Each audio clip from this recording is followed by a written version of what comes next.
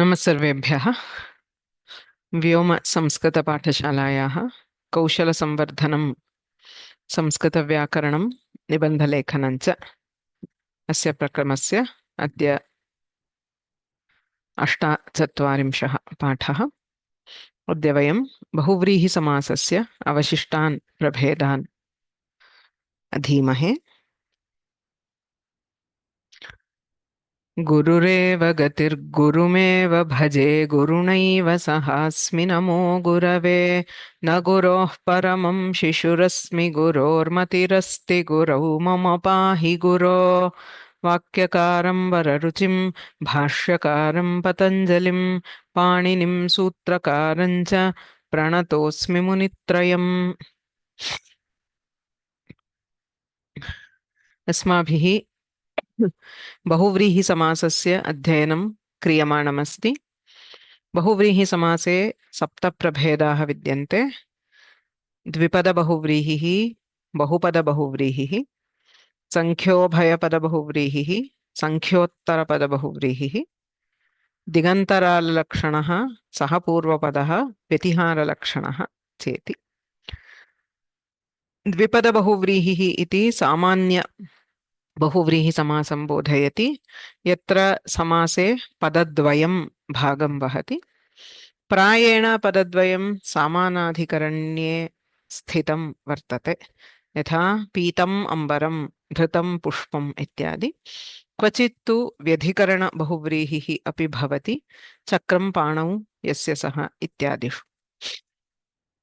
यत्र बहूनि पदानि, बहु इत्यनेन अत्र द्वाभ्याम् अधिकम् इत्युक्ते प्रायेण 3 पदानि भवन्ति, कदाचित् तु 4 अपि भवितुम् अर्हन्ति। तत्र बहुपद बहुव्रीहिः भवति।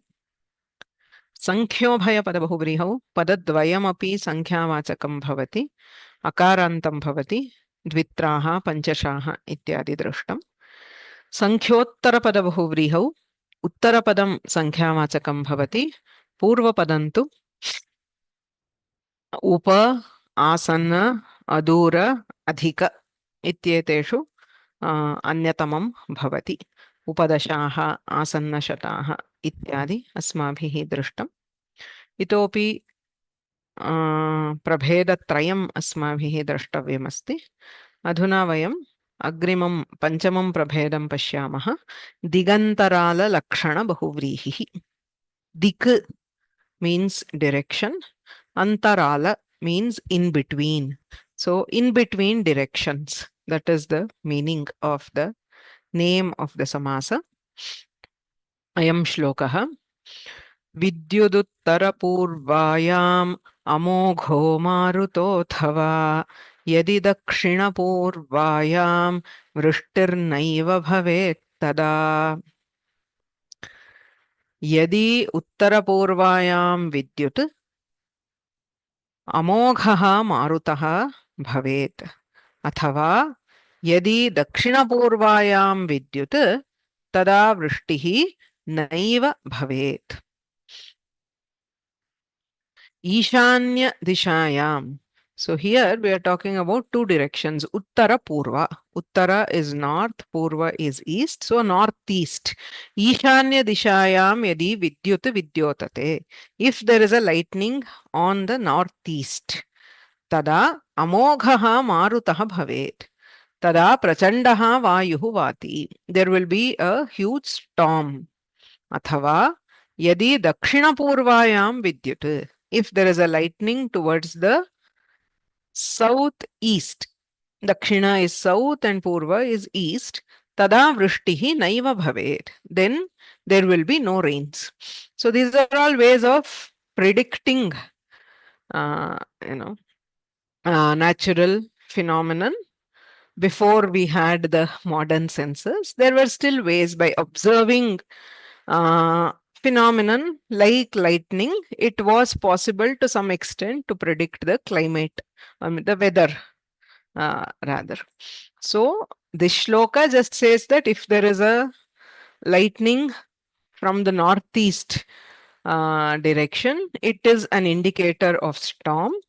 Whereas if there is a lightning towards the southeast, it is an indicator of absence of rain. Okay. That is, it will not rain even though it looks cloudy. There are many times when it does not rain, especially if there is a lightning. There is also, even in popular one, they say if there is a lot of lightning, then it sort of drives away or splits the clouds and it prevents rain and so on. अस्माकं तु अत्र उत्तरपूर्व दक्षिणपूर्व इति पदद्वये तात्पर्यमस्ति. उत्तरस्याश्च पूर्वस्याश्च दिशो यदन्तरालं सा उत्तरपूर्वा. So what is Uttarapurva?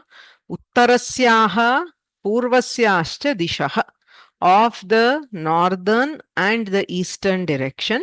Yad Antaralam, that which lies in between. So the direction which lies in between the north and the east is called Uttarapurva. It's very obvious kind of a samasa. But this falls under Bahuvrihi because it is neither north nor east. We are talking about something else which is in between north and east. किन्तु उत्तरा अपि न भवति पूर्वा अपि न भवति. अत एव अन्यपदार्थ प्राधान्यम् अत्र. एषः बहुव्रीहि समासः. North east also called as Aishani or Ishanya. Both names are there. एवमेव दक्षिणस्याश्च पूर्वस्याश्च दिशो यदन्तरालं सा दक्षिणपूर्वा. That which lies in between the south and the east called Agneyi. समासः अत्यन्तं सरलः. पूर्वपदम् अपि दिग्वाचकं भवति, उत्तरपदम् अपि दिग्वाचकं भवति. अन्तरालार्थे तयोः समासः भवति. समस्तपदं स्त्रीलिङ्गे एव भवति, एकवचनान्तं भवति. पूर्वा दक्षिणा पश्चिमा उत्तरा, 4 main directions, they are in strilinga. Whenever we talk about the direction itself, it is a strilinga shabda.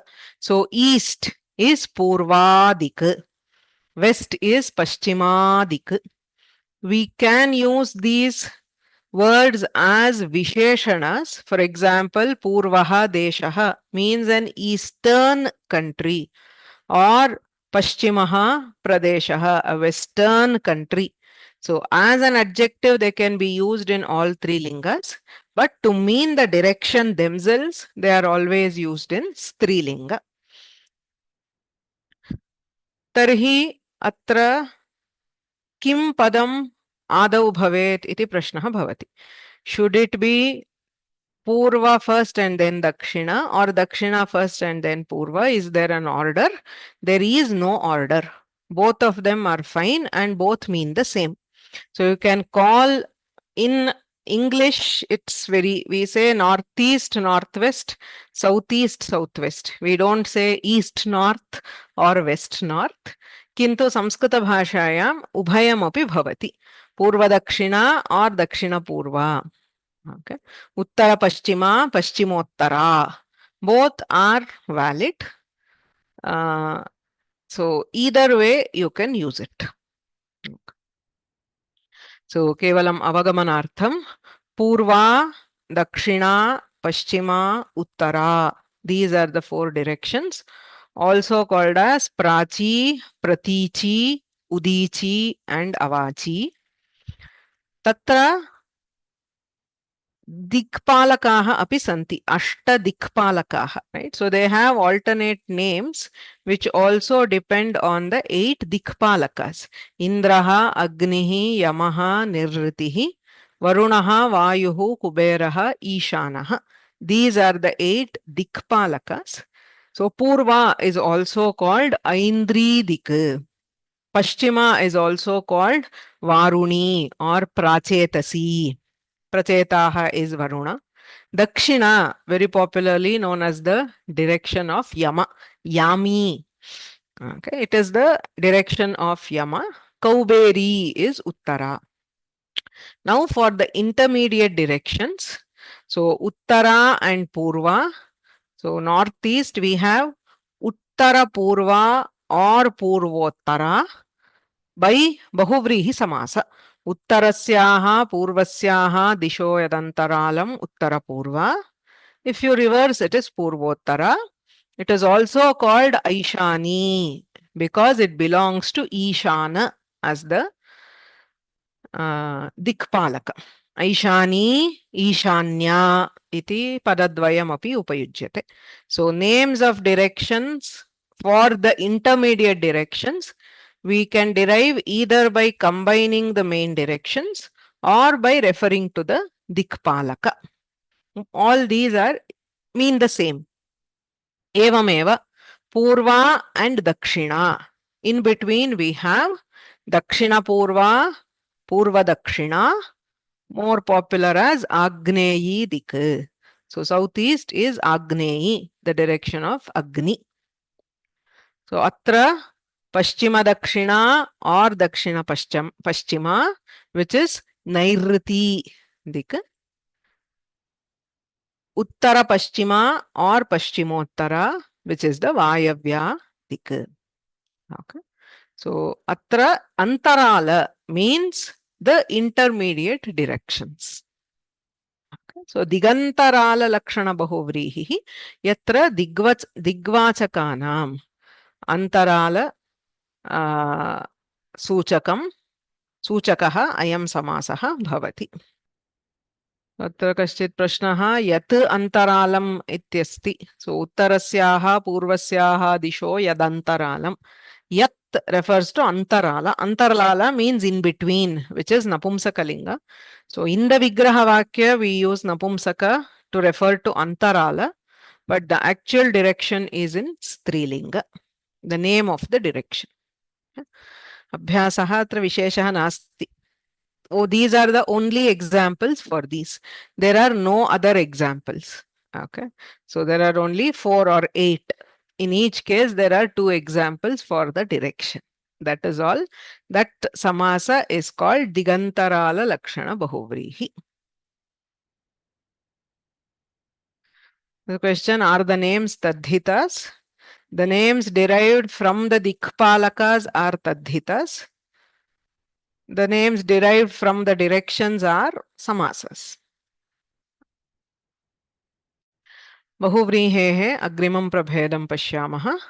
अत्यन्तं प्रसिद्धः बहुत्र उपयुज्यमानः अयं सः पूर्वपद बहुव्रीहिः. सः पूर्वपद बहुव्रीहि समासः. अयं श्लोकः. सकलाः सह सन्तानाः सकला अपि बाडबाः प्रोचुः स्वस्ति महीपाय सह पुत्राय सन्ततम्. सकलाः सहसन्तानाः सकलाः अपि बाडबाः सहपुत्राय महीपाय सन्ततं स्वस्ति प्रोचुः इति अन्वयः. बाडबाः बहुवारम् अयं शब्दः दृष्टः समासकुसुमावल्यां. ब्राह्मणाः इत्यर्थः. सर्वे ब्राह्मणाः. सकलाः इति शब्दः द्विवारं प्रयुक्तः. एकवारं सर्वे इत्यर्थः. द्वितीयवारं कला इत्यस्य विद्या इत्यर्थः. अतः सर्वशास्त्रकुशलाः, those who are endowed with all kinds of learning or skills or knowledge. So sakalaha, once it means all. The second time it means endowed with various streams of learning. Saha santanaha. Santana ityukte putra pautradayah. So who are accompanied by their children. Santanavantaha sarve brahmanaha. Sahaputraya mahipaya. Mahipaha. Mahipatihi. Mahipaha. Arthaha samanaha. Raja ityarthaha. So sahaputraya rajñe. Putrena sahitaya nripaya. Santatam swasti prochuhu. Sada swasti ityavadan. Swasti vachana is a very common procedure where benedictions are given, bestowed upon whoever. So if there is a yajamana, usually in any traditional ritual or sacrifice, there is swasti vachana, where the assembled brahmanas, they bless the yajamana. So here the yajamana is the king. So they blessed the king who was accompanied by his son.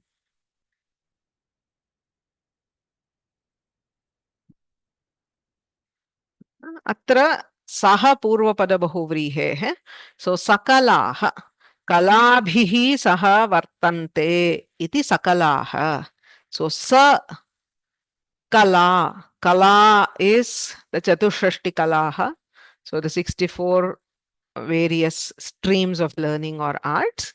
In general, kala also means a stream of knowledge, so endowed with all the knowledge. Saha santanaha, santanaihi saha vartante. So santana refers to children, descendants, so accompanied by their children.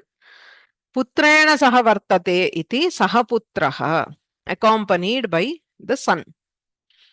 So all these are examples of saha purvapada bahuvrihi. It is a very common type other than the original dvipada bahuvrihi. This is the most frequent type we find in many places. Saha iti avyayam purvapadam bhavati, tritiyantam subantam, because we know whenever we have saha, the associated subanta will be in tritiya. Okay. Atra saha vartate iti. So in the vigraha vakya, we also include the vartate as I said, rudhi in the vigraha vakya.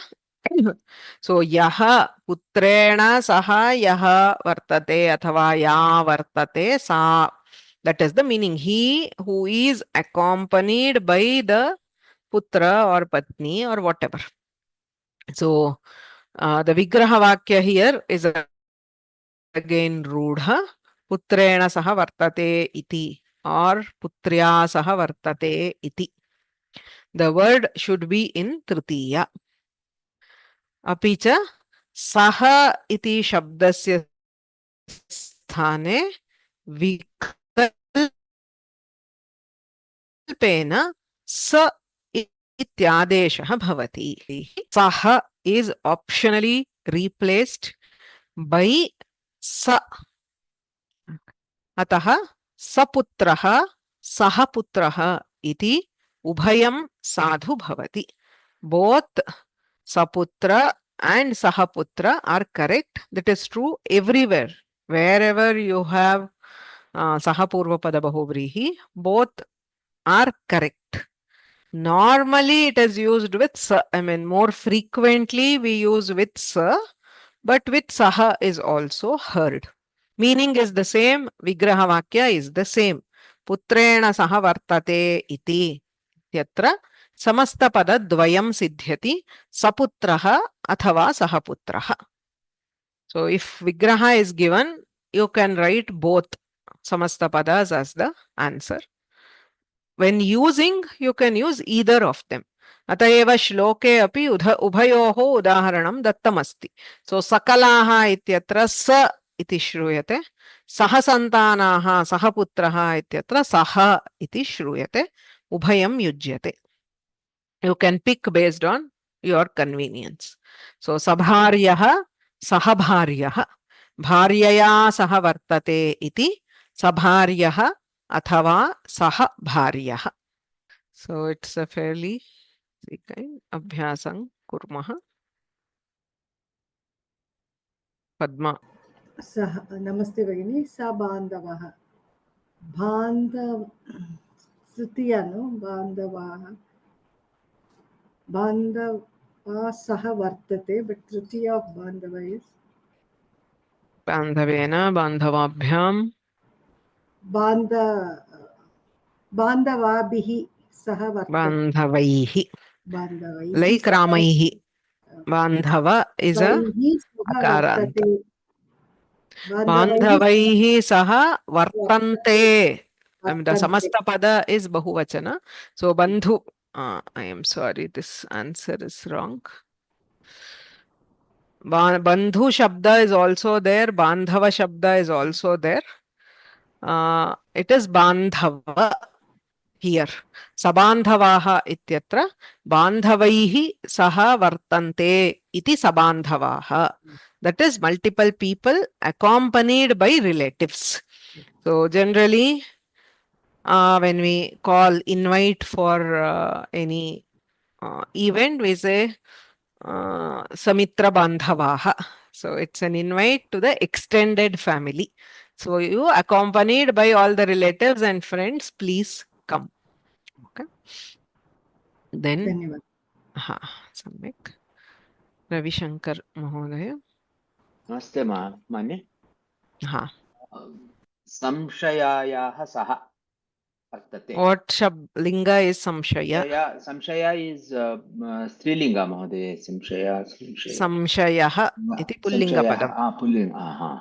संशयैः सः वर्तते। Right. So samshayena saha vartate or samshayaihi saha vartate. It could be one doubt or many, but the word will still be sasamshaya. So similar to other bahuvrihis, saha purva pada bahuvrihi is a visheshana. Okay. So you can use it in all three lingas. It depends on the anya padartha. Right. So you can say sabandhavaha purushaha or sabandhavaha purushaha. Sabandhava mahila. So lingam vachanam sarvamapi anya padartham ashritya bhavati. Right. So it depends on, for example, Saramaha Lakshmanaha. Ramena saha vartate. So if you are referring to Lakshmana, it will be Saramaha Lakshmanaha. If you are referring to Sita, it will be Sarama Sita.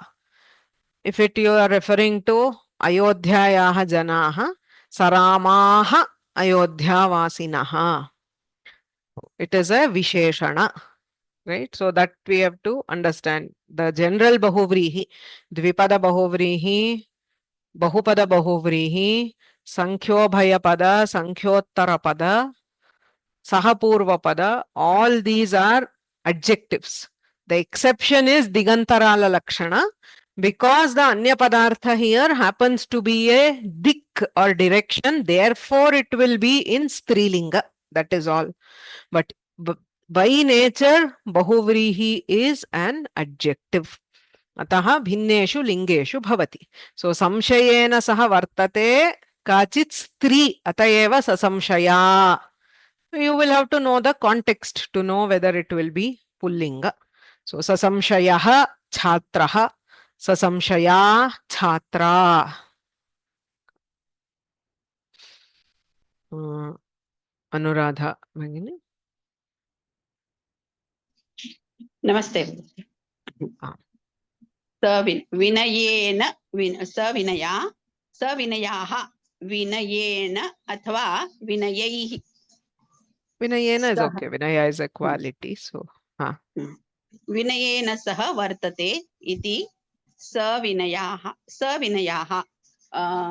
Vinayena saha vartante iti savinayaha. Because it is bahuvachana, we say vartante. Vinayena saha vartante iti savinayaha. Yes, prashna asti va? स्त्रीलिंग अस्ति वा pulling अस्ति विनयाः? बहुवचनम् अस्ति, स्त्रीलिंगे पुल्लिंगे समानं भवति.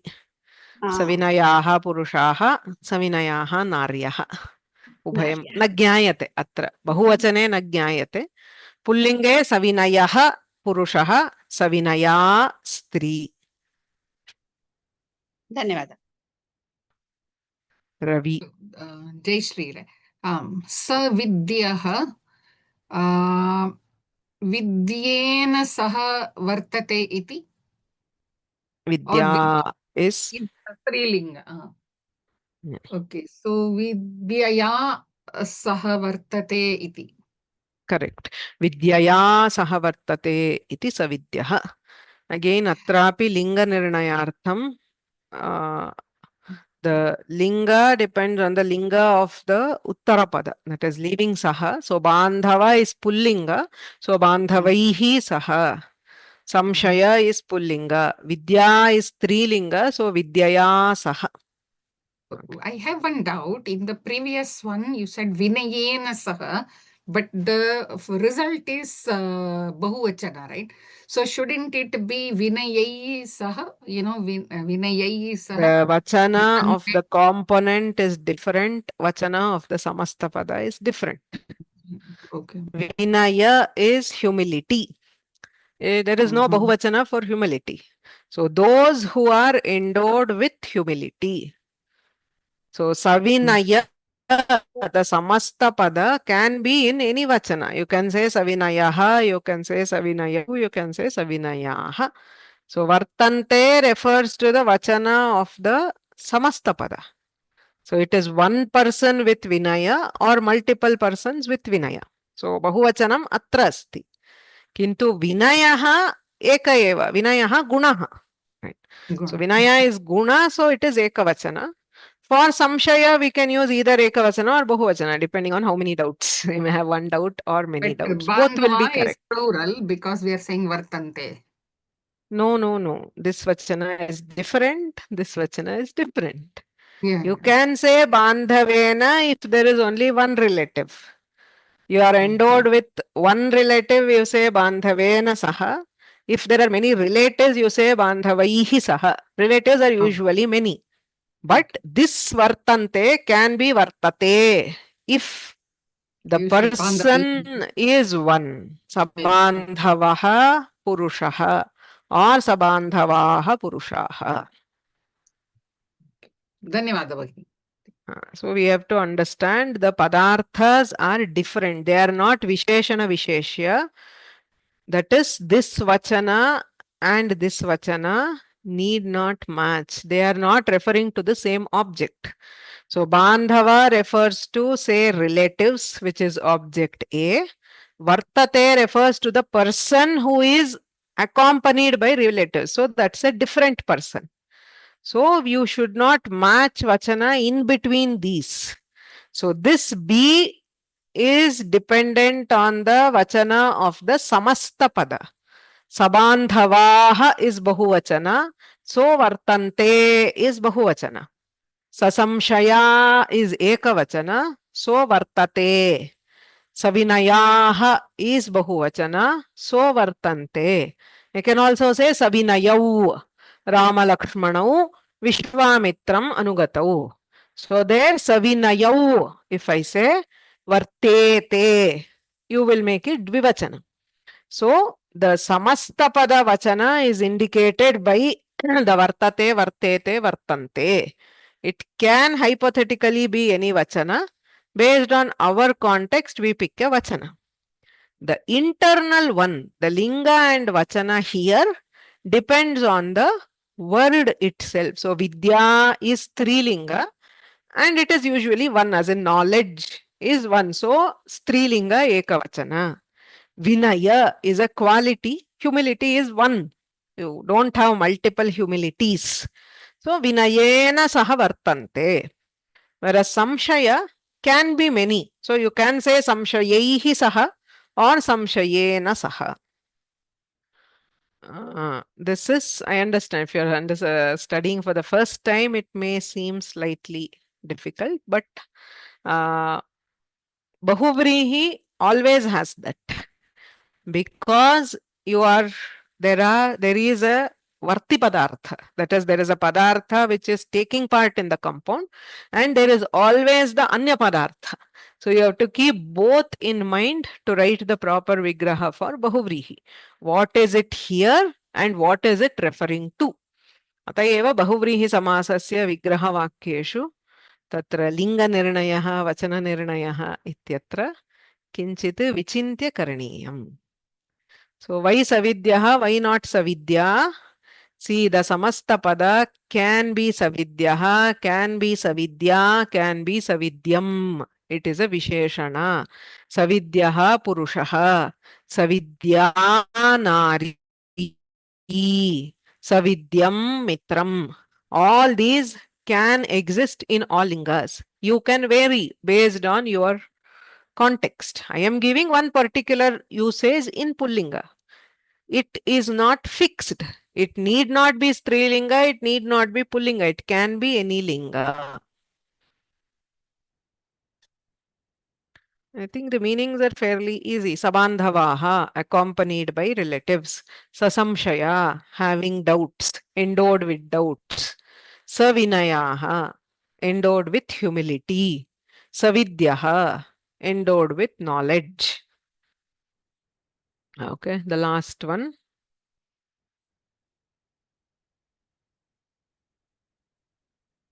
Prajakta Bhagini. सन्तोषं सन्तोषेण सह वर्तते इति Santoshena sahavartate iti sasantosham. So ayam saha purvapada bahuvrihi. The last kind of bahuvrihi is vyatihara lakshana bahuvrihi. This is also fairly rare in a very unique context. So it's a unique phrase in the language. Vyatihara lakshana. बाहूबाहविकेशाञ्चित् मुष्टिमुष्ट्यद्भुतं तथा केशाकेश्यभवद्युद्धं वानराणाञ्च रक्षसाम्. So first point अस्मिन् समासे युद्धमेव अन्यपदार्थः भवति. Always it refers to a fight. So this samasa produces words which describe a fight. What kind of a fight? And vyatihara means parasparam, each other. Right? So vyatihara lakshana. So it indicates fighting with each other, either by holding specific weapons or grabbing certain body parts or using certain body parts. Tatra atayeva vanaranam rakshasam cha yuddham. Tatra Ramayane yatra vanara rakshasanam yuddham bhavati tadyuddham kidrishamasid iti varnayati Lankayam vanaraha rakshasascha parasparam yuddham akurvan. They fought each other. What kind of a fight? Bahu bahavi. Bahu bahavi means bahubhihi grihitva. That is, you hold each other's arms. That is wrestling, where each person catches hold of the other's arms and then tries to topple them. Mushti mushti. Mushti mushti refers to boxing. That is hitting each other's with the mushti. Mushti refers to the fist. So hitting each other with the fist, that is wrestling or boxing, or kesha keshi. Kesha keshi is where you hold on to the hair and drag it and try to fight. So both of them, both the parties involved in the fight are doing that. That is, wrestling is where person A catches hold of the other's bahu. This person catches hold of that person's bahu. So bahu bahavi, mushti mushti. So fighting, hitting each other with the fists. Kesha keshi, grabbing each other by the hair. So all these types of fights were seen between the Vanaras and Rakshasas in Lanka. So atra bahu bahavi. So it is dirgha always. Bahu bahavi. Bahubhishhi bahubhishcha grihitva idam yuddham pravrittam. So you catch hold of the other with your arm. That person catches hold with his arm. So battle which takes place by grabbing each other's shoulders or arms. Mushtibhihi mushtibhishcha prahritya idam yuddham pravrittam. By hitting with the fists. Kesheshu kesheshu cha grihitva idam yuddham pravrittam.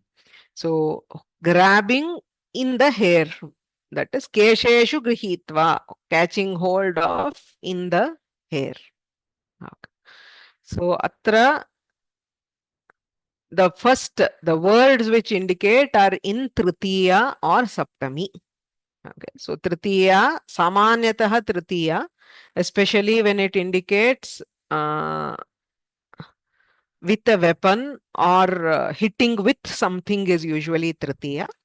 Kesheshu is the one case is saptami.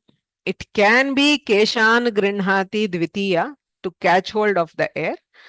But the traditional usage in this context is saptami. Kesheshu grinhati. That is, you are not catching the hair by itself. That is why it is not the actual object.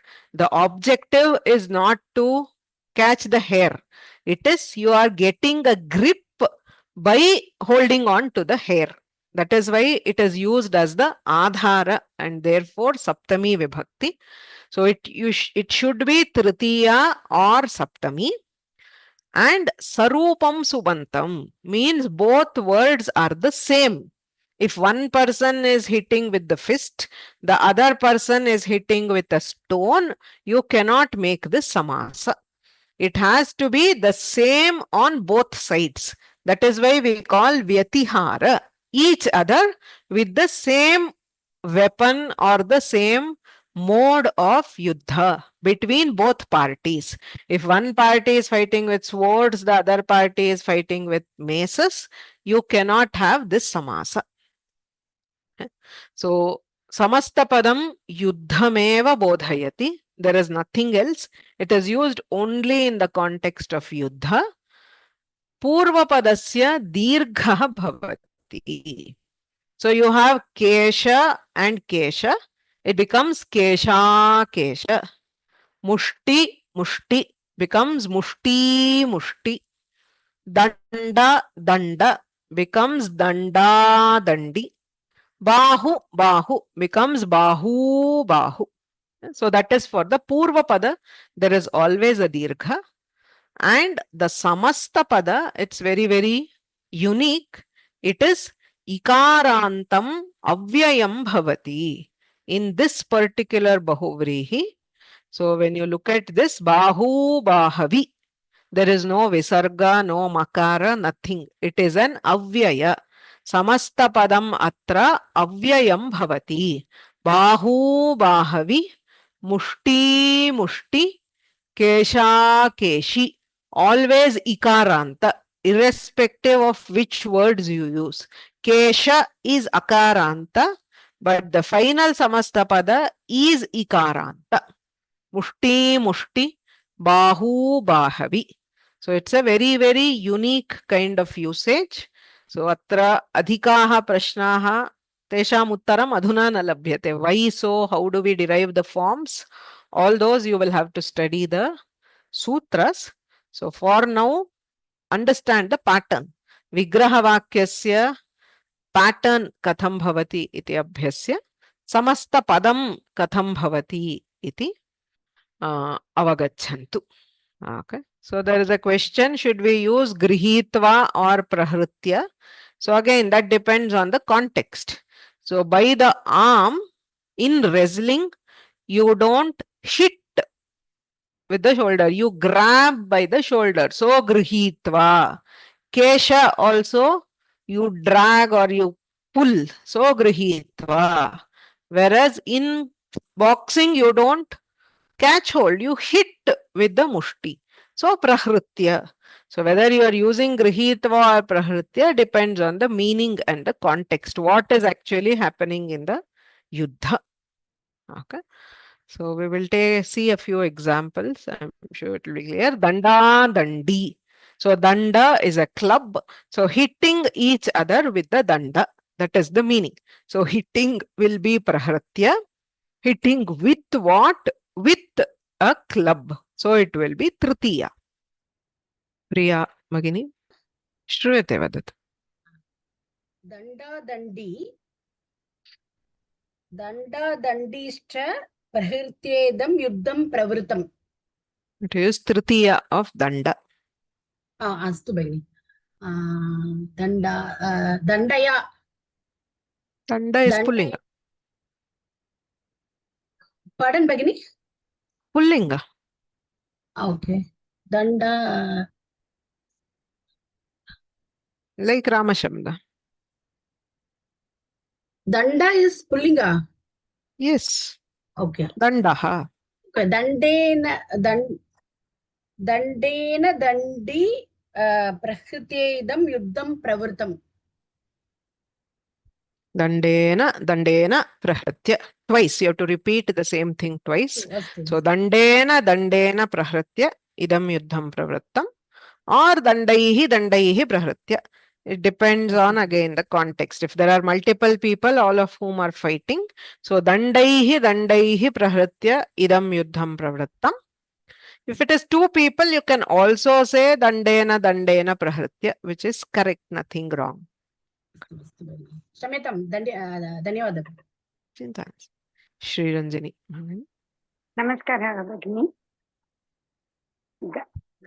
गदा गदी गदेन गदी गदेन गदेन प्रहृत्य इदं युद्धं प्रवृत्तम् Gada is Strilinga. स्त्रीलिङ्ग गदया गदया गदया प्रहृत्य इदं युद्धं प्रवृत्तम् Samyak. So gadaya prahritya or gadabhihi prahritya idam yuddham pravrittam. You can write in bahuvachana or ekavachana, but the linga has to be correct. Gada is strilinga, danda is pullinga. Samyak. Lalita Bhatt. नमो नमः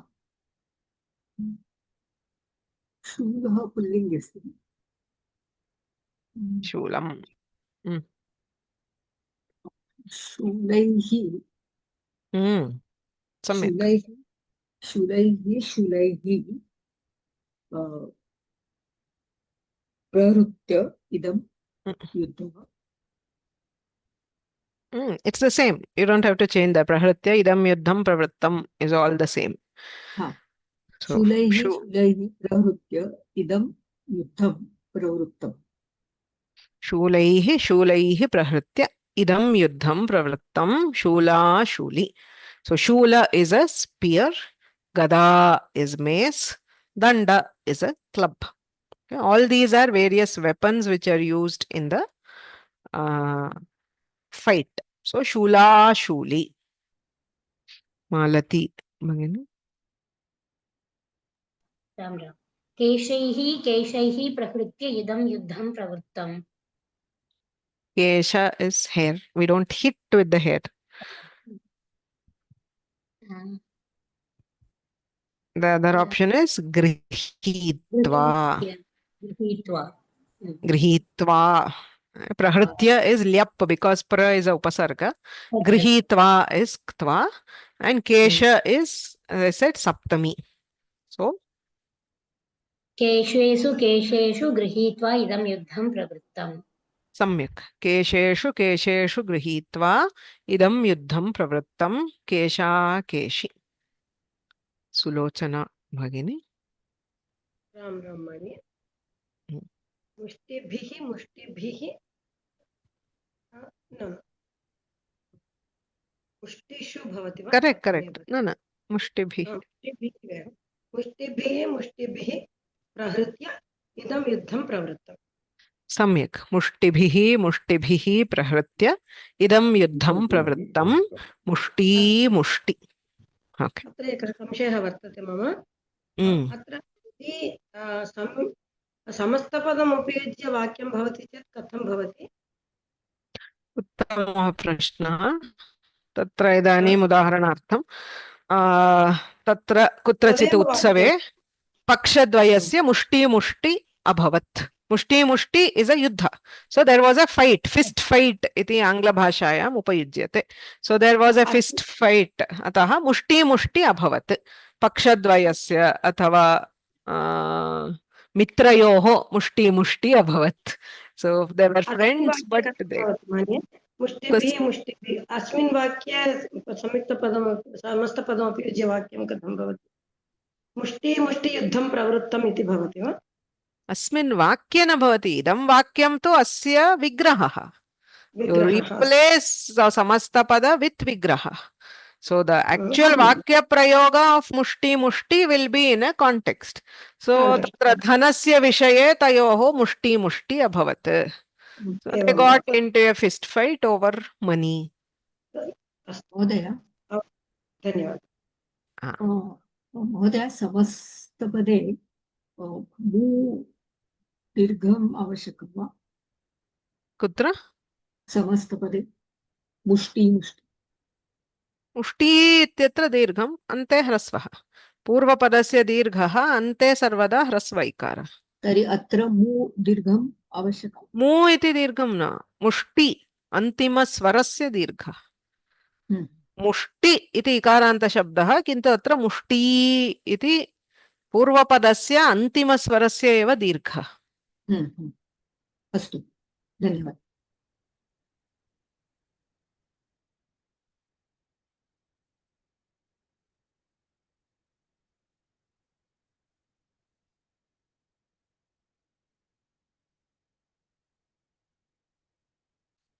Cha is not compulsory. You can, it is just stylistic. So you can say dandaishcha prahritya, dandaishcha prahritya, etc. The chakara here is just stylistic. You can write, you can skip, it is okay. Okay.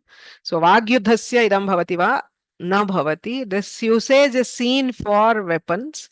So vakkalaha is how we refer to a verbal fight. That is all.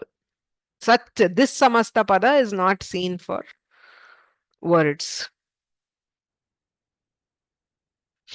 If can we do this samasa with astra? Theoretically you can do, usually though it is not seen. Astraihe pravratya would be astrastri or shastra shastri. Why are all the endings in ikaranta? That is the nature of the samasa. There is a sutra which makes it ikaranta, which makes it avyaya. What is the to say when missiles or drones are used?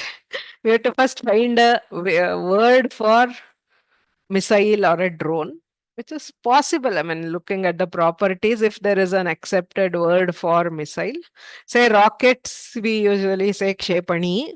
So you can say kshepani, or whatever we have. So the samasa you can do once you have fixed a word for the weapon.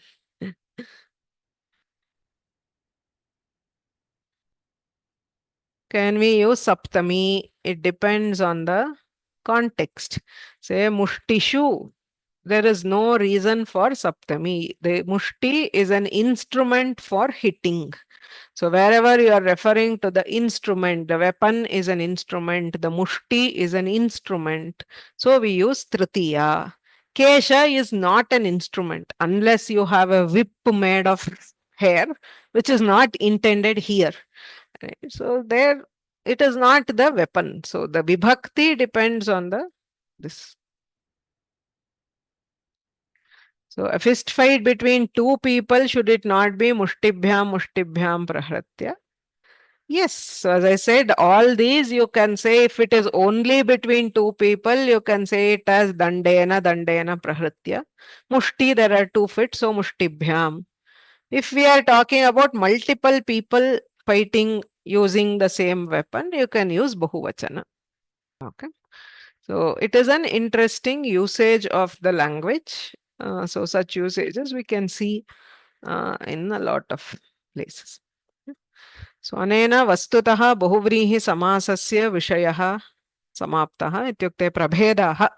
So the prabhedah bahuvrihi samasasya sapta prabhedah asmabhihi drishtaah. Kintu bahuvrihi samasasya prayoge विशिष्य तत्र यदा साहित्यादिषु पश्यामः, there are many cases we see an additional ka at the end of a bahuvrihi samasa. Ka iti kaschit pratyayah. There is a samasa to the end of which we very frequently find a ka. Okay. So technically that is known as kap pratyayah. It is called samasanta pratyaya. So my disclaimer, not required for exam. This is not taken up in the Chittur exam. But practically whenever you are trying to create new words, people get stuck here because without kap, we cannot make many compound words in bahuvrihi. Bahuvrihi samase samasanta ityuchyate. So there are some pratyayas which are added at the end of a samasa. They do not carry any specific meaning.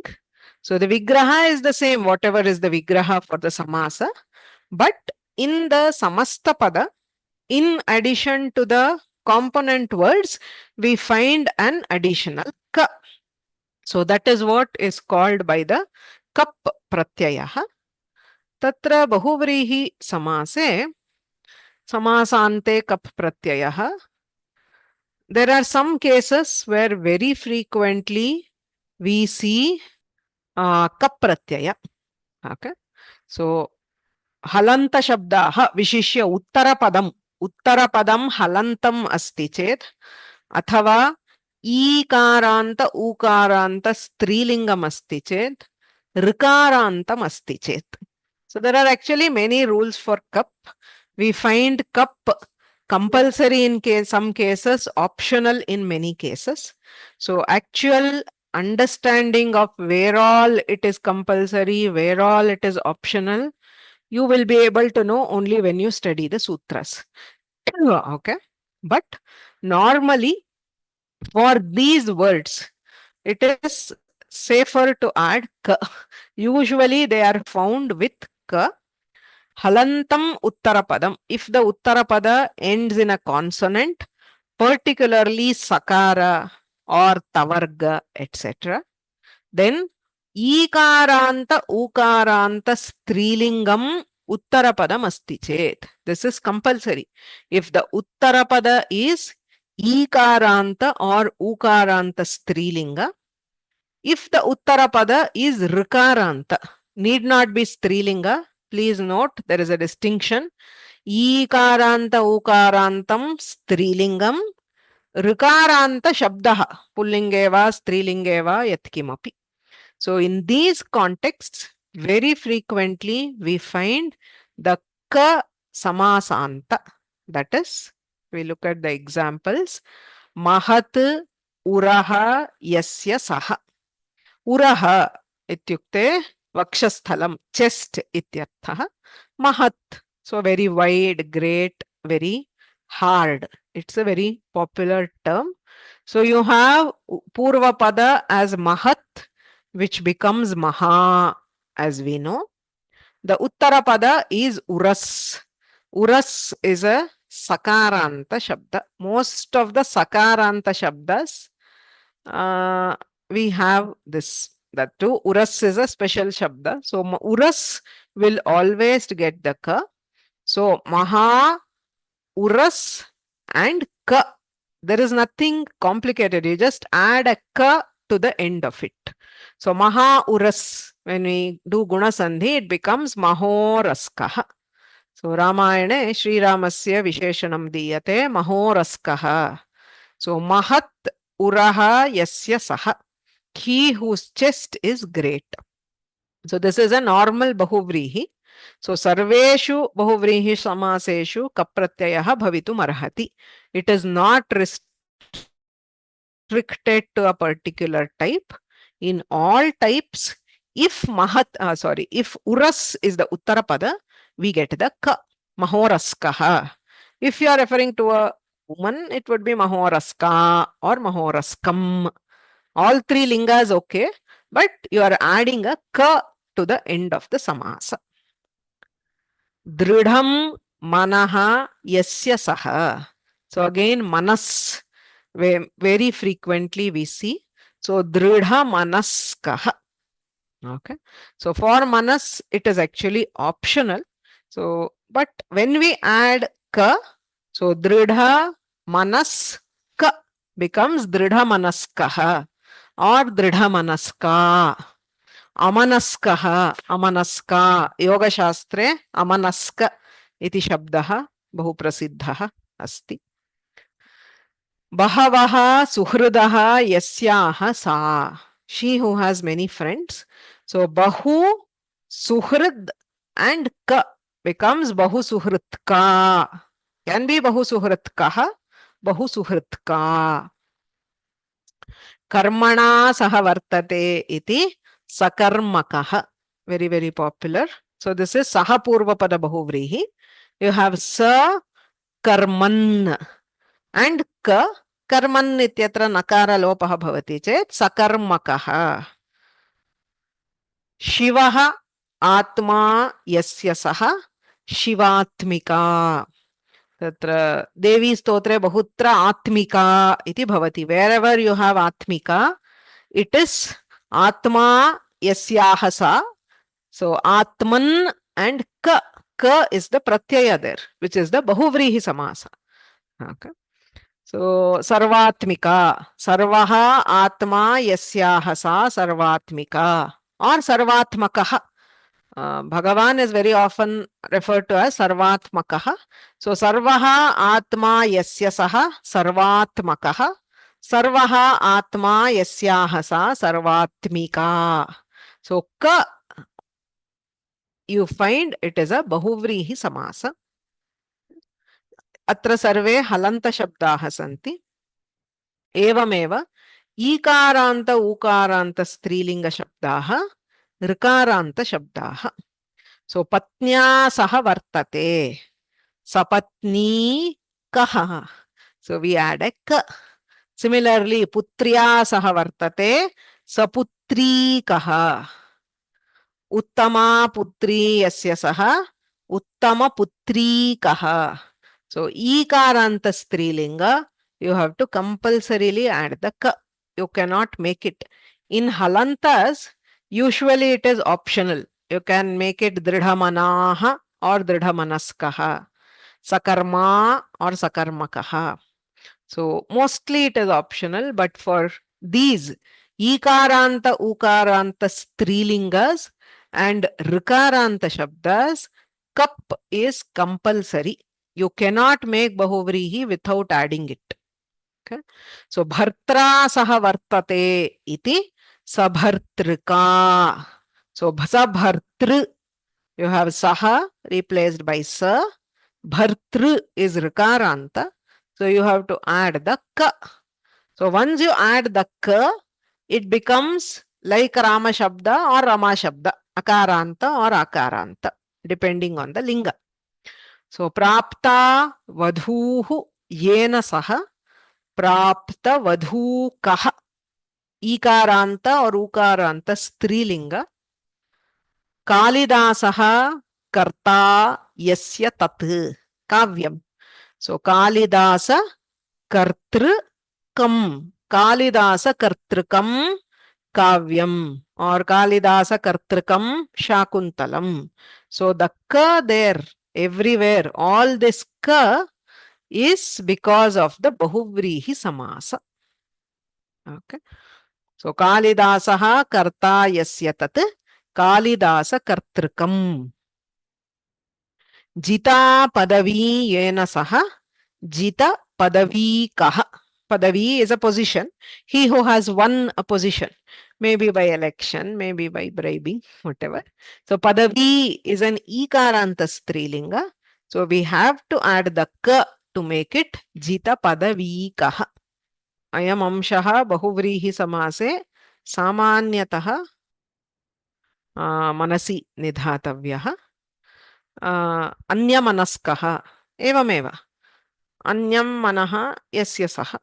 It's elsewhere or somewhere, something else, etc. So in the Samnya definition worksheets, we have the usage Samnyakahasyuhu. There also it is the same. Say it Samnyakaha or Vriddhi Samnyakaha. When I say Akaraha Vriddhi Samnyakaha, Vriddhihi Samnya Yasya Saha Vriddhi Samnyakaha. Gunaha Samnya Yasya Saha Guna Samnyakaha. Okay. So everywhere, so most of the cases where you see this Ka, you can trace it back to Panchavayaskaha. Correct. Panchavayaha Yasya Saha. Vayas is Sakaranta. Panchavayaskaha. Please remember, I am not saying Bahuvrihi is added only to Halanta or Ikaranta, Ukaranta, Rikaranta. Be very clear. I am saying for these, it is mostly added. For any Bahuvrihi, you can optionally add Kap. It is not limited. Even a normal, say, Pitam Kshiram Yena Saha, Pita Kshiraha, Pita Kshirakaha. Pitam Ambaram Yasya Saha, Pitambaraha, Pitambarakaha. You can add Ka to all Bahuvrihi. Okay. Except maybe when I say all again, don't take it as 100%. So in Digantarala, we will not add, or in the Yuddha, usually we don't add. But in general, 95% for any general Bahuvrihi or Sahapada, Purvapada Bahuvrihi, you can always add ka. That is there. But there are some cases where you have to add it. You cannot use it without that. Right? So that is particularly this category you have to be careful. Ikaranta, Ukaranta Strilingas and Rikaranta Shabdas, you have to add. For others, there are some more rules, but for this level, that's enough. So wherever you want, if you add, you will be safe. It will not be wrong. But without adding also, you can use in many cases. If it is these three, because whenever you try to make a samasa with putri or patni, you have to add the ka. Or pitru or matru, you have to add the ka. Gurureva gatir gurumeva bhaje gurunaiva sahasmi namo gurave na guroh paramam shishurasmi guror matirasti gurau mama pahi guro vakyakaram vararuchim bhashyakaram patanjalim paninim sutrakaram cha pranatosmi munitrayam.